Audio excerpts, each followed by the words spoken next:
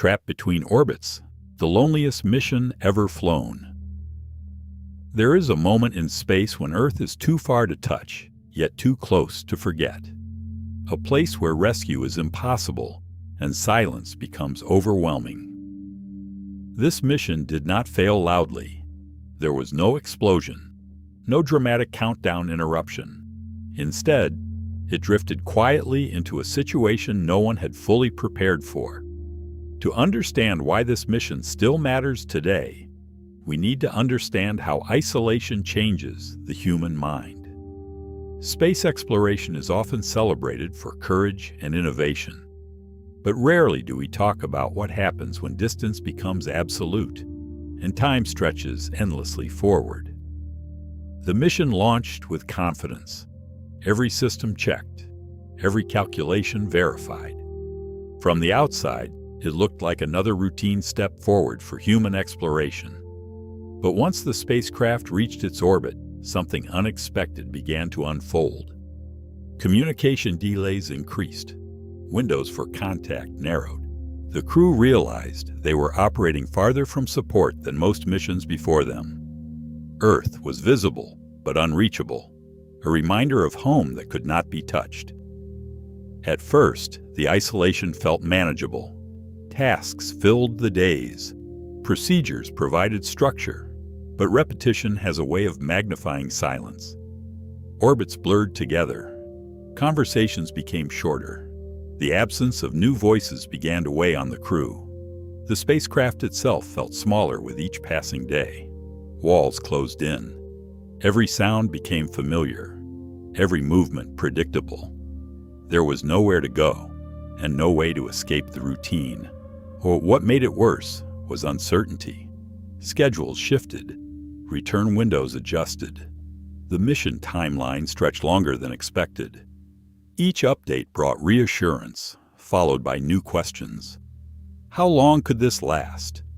What if something changed? From Earth, the mission was still framed as controlled and stable.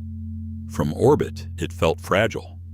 One malfunction, one delayed decision, and the distance would turn critical.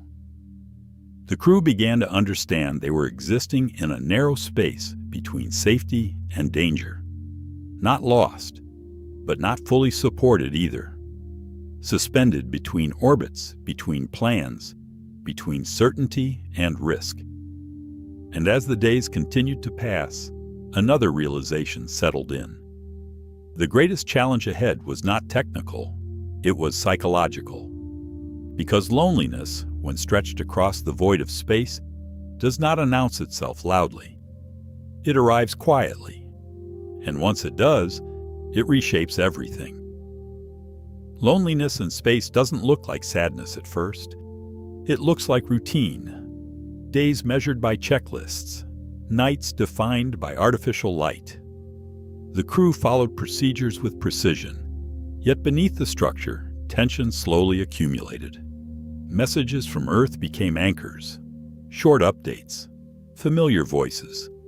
But the delay distorted them. Conversations felt out of sync, like speaking across a widening gap in time. By the time a response arrived, the emotional moment had already passed. The crew began to notice changes in themselves. Small irritations lingered longer than they should. Silence between conversations stretched uncomfortably. Even shared meals felt different, eaten more out of necessity than connection. Outside the spacecraft, Earth drifted by in fragments, a glimpse of ocean, a sweep of cloud, then darkness again. The planet was close enough to remind them of everything they missed, yet far enough to remain unreachable. Sleep cycles suffered. Without natural days or nights, the body struggled to settle. Dreams blurred with waking thoughts. The mind searched for novelty, for grounding, for anything to break the monotony. What made the isolation heavier was responsibility. Every decision mattered. There was no one else to step in, no immediate help. Every system check carried weight because failure would not be quickly forgiven by distance. The mission timeline continued to stretch. Small delays stacked into weeks. Weeks hinted at longer uncertainty. Each extension was logical, necessary, yet emotionally draining. The crew began to ration more than supplies. They rationed energy, words, reactions. Choosing silence over conversation became easier than risking friction.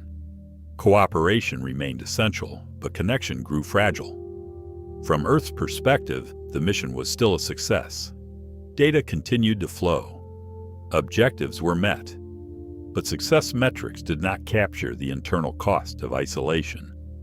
The true challenge was no longer orbit mechanics or equipment performance. It was maintaining humanity in an environment that slowly stripped it down to function alone. And as isolation deepened, one question became unavoidable. How long can a person remain emotionally intact when the rest of humanity exists only as a distant voice delayed by space? As the mission pushed forward, isolation began to bend perception. Time lost its familiar rhythm. Days felt both rushed and endless. Without landmarks or seasons, memory blurred. Events from weeks ago felt distant, while yesterday felt indistinguishable from today.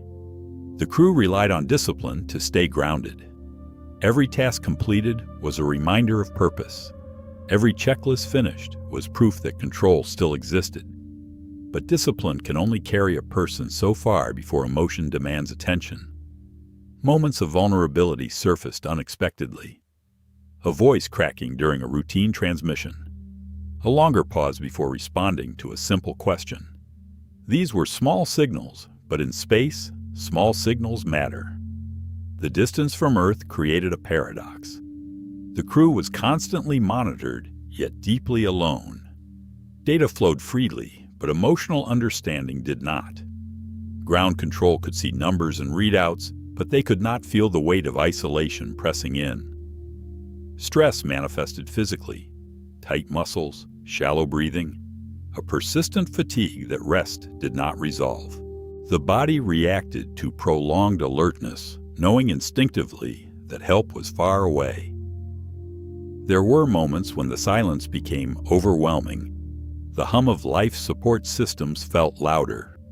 The absence of new sounds magnified internal thoughts. In those moments, the crew confronted something rarely discussed in mission briefings. Fear not of death, but of endurance.